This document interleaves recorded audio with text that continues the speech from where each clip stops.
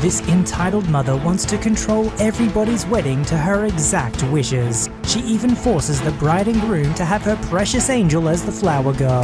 Will anyone stand up to her, or will she get her way? Happy birthday, today's your birthday, and on with the revamped show. In the cast, EA, entitled aunt, also my godmother, AD, adult daughter of the entitled aunt, YD, young daughter of the entitled aunt. The background: YD was 10 and AD was 30 at the time of this. The young daughter is on a pedestal and can do no wrong, according to EA. The adult daughter is pretty self-sufficient, has worked to earn her own money since she was 16, etc. She has a family of her own and eloped shortly after her kid was born, without inviting her mum, the EA.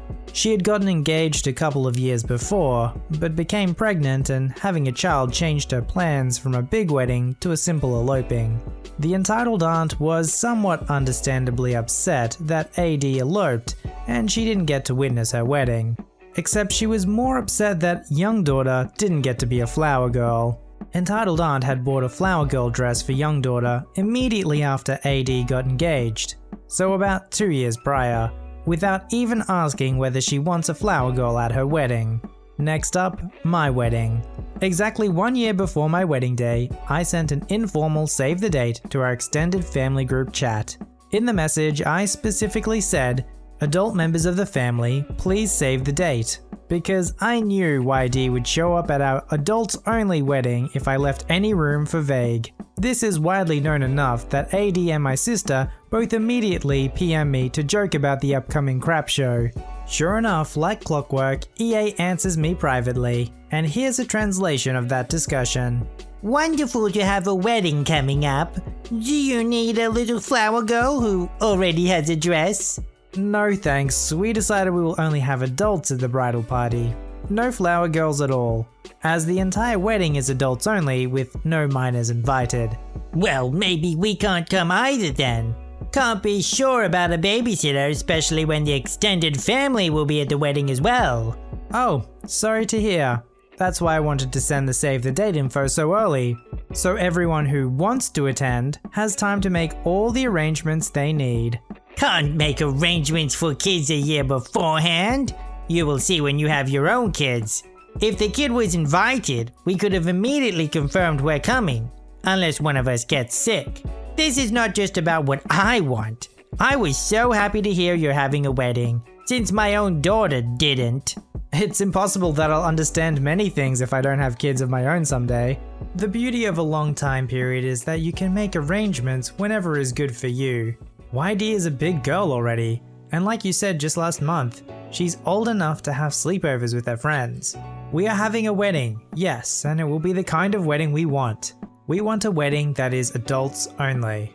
At this point, she starts to back down, thankfully, clearly due to the fact that I pulled the "what the bride wants" card and insinuated that she had criticized my adult-only wedding plans.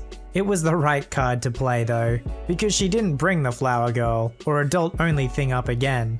Not even when she received the actual invitation that also said adults only.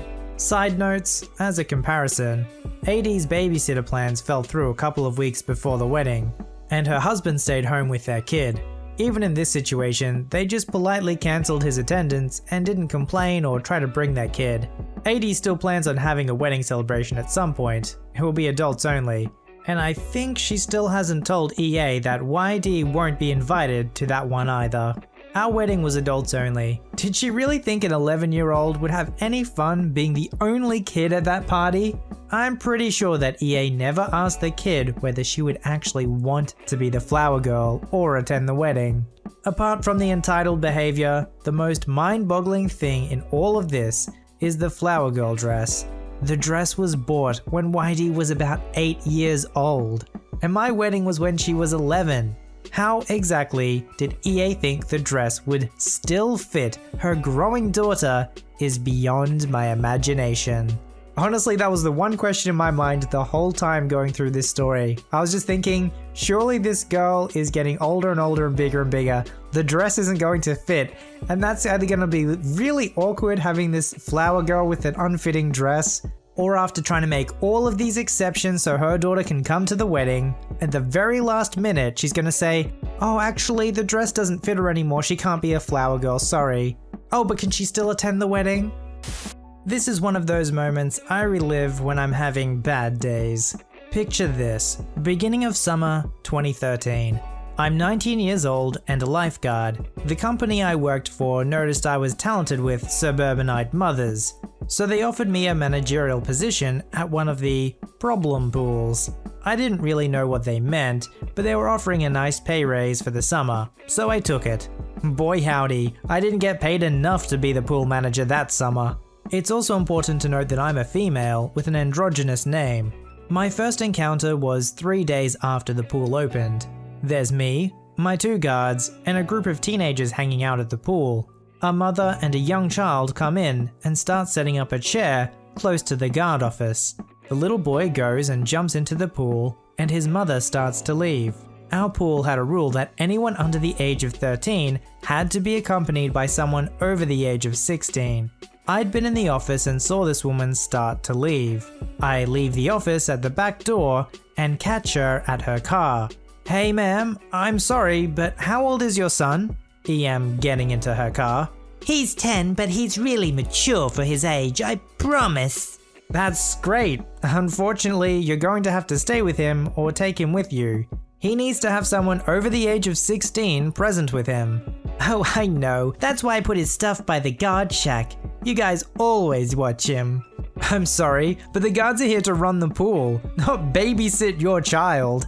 Please either come back into the pool with him or take him and go home if you cannot stay. EM getting out of her car.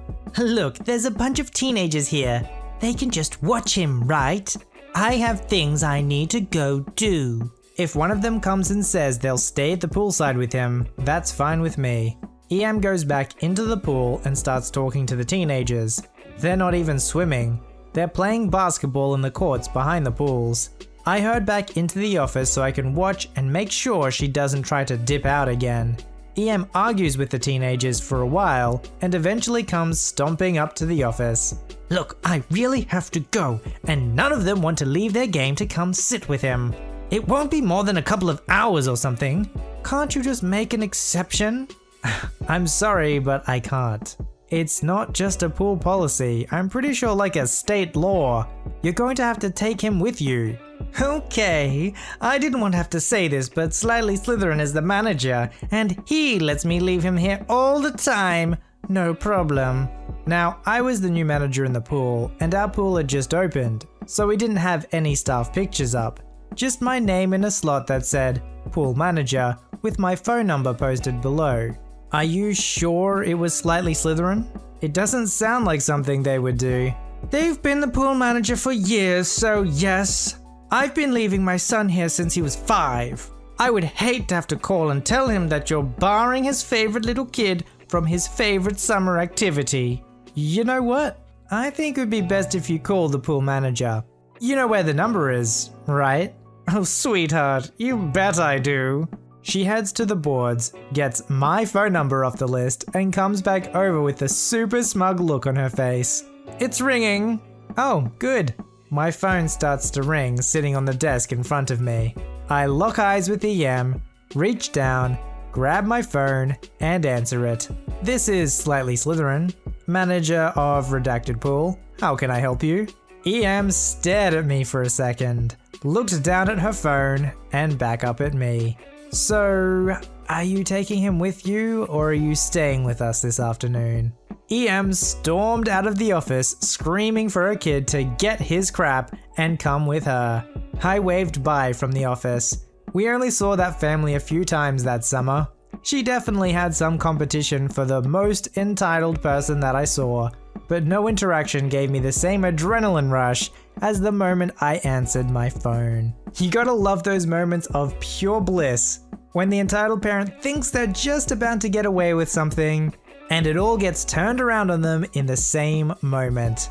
It's just beautiful. The backstory. I work on checkouts at a supermarket in Australia. I won't say which one, but you can pick any because we're all dealing with the same things at the moment with the virus. It's living heck. although I'm very grateful to be in one of the few industries surviving the lockdowns. I've been working with this company for 5 years, so I've dealt with my fair share of rude customers. At the moment we have heaps of limits set on how much you can buy of something. Toilet paper, canned fruits and vegetables, cleaning products, etc. Which has caused so many problems that we have signs to remind customers that we have a no tolerance policy on abuse and the right to refuse service. This is important for later. So I'm working today, it's business as usual, with everyone panic buying our entire stock before I start serving this nice lady. Or so I thought. This is our entitled mother, EM. I'm chatting to her, scanning our stuff and packing her bags. Everything's going fine until I see she has a lot of cans of food, like 20 plus, which have those quantity restrictions, as in a computer pulls up a screen which you have to have manager rights to bypass. So there's nothing I can do about it. Sorry, we just have some restrictions for quantities on these items here, so I'll have to put some back. Which ones would you like? I've only got 2 of each. Yes, but these are all canned veggies, so they're grouped together. You can only get 2 cans. Whatever, just put them aside and I'll go back through and get them next. Which literally defeats the purpose of having the limits in the first place. Get this through your head. This is for equity, not to mess with you. If you buy the entire shelf of beans, then the people living on the streets who come through won't have anything to eat because they don't have the money for other ready-made foods. I know a lot of these people because they're regulars. Sorry, no. We have the quantity limits because there's very high demand at the moment, so this is to ensure everyone can at least get something. This is ridiculous. This is my weekly shop. I can't come out anymore. At this point, she puts her hand on her stomach and indicates that she's pregnant. I didn't notice until she pointed it out. I'm sorry, I understand, but this is all I'm allowed to do at the moment. But I'll call someone to chat to you if we can. I was going to put the items aside and call my manager to bypass the computer at the end, so I could help her out because I understand it's tough being in her situation, even though she'd been nothing but snarky and rude to me. EM cutting me off. You people didn't think about us pensioners and carers who can't get out more than once a week, huh? Some other lady walking out behind the register. Yeah, I can't even get my regular weekly shop. This lady literally was the catalyst for all the drama occurring. I'm just trying to do my job at this point, while I'm standing there being vilified by some woman who thinks that the student checkout chick is the one responsible for all of this. Newsflash, ladies. Everyone is put in an inconvenience. So until demand slows down, you sadly won't be able to purchase your entire carton of chickpeas. As I said, there's nothing I can do, sorry. Whatever, just give me what you can. I start putting back all of her cans but 2, because that's all I can give her. Oh, come on, are you freaking serious? Me accidentally aloud, whoops. I don't have to deal with this crap. At this point, I've had enough. We've been told to just step back and refuse service if we're copying abuse. So that's what I do. I step back and wave to my manager to come down, and I can feel myself physically shaking. My manager comes and I indicate to all the cans I've put to the side. Side note, my manager is amazing and she's dealt with these abusive people for so long, so I know she'd have my back. This girl won't freaking let me buy food. Oi, settle down. That's because she's doing her job.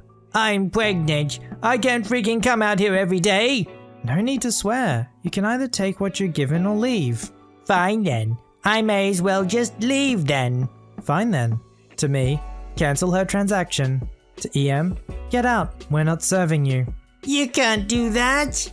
Yes, we can. Don't you dare come in here and abuse my staff. You can't freaking kick me out. Get out. Now. My manager then walks off and calls out to our security guard, which we have in general because it's a dodgy area, but also because customers at the moment have been so abusive. EM to me. Just give me what you can. I turn and look at my manager, who nods and confirms what I want to do. I cancel her transaction and grab her shopping and take it all away. Be a grunt? You don't get served. Simple as that. That small bit of malicious compliance was very sweet. I should also mention during this time that one of the co-workers was on the phone to the cops because it got that bad. The EM is yelling and carrying on like a pork chop on her way out before the store manager hears and comes to see what is going on. He finds her in the car park and she gets into a screaming match with him before he tells her she's banned her from the store. Get this woman really tried to claim I abused her first? What a joke! I mean, why would I jeopardize a job in one of the most stable industries at this point in time? She then threatened that we would be on the news. Go ahead. Imagine how good it would be to see an entitled parent story on TV. And plus, I'm a filmmaker, so maybe it'll get me a job in the news. You're really just building my network here, sweetheart. The ironic part, about an hour later, another lady comes through my checkout and she's more heavily pregnant than the EM.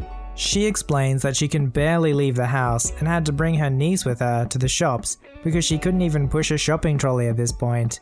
And that's why she had more than the quantity limits. She politely asked if she could put through some extra stuff at the end because she's literally about to give birth and will be tied up for the next month with the bub.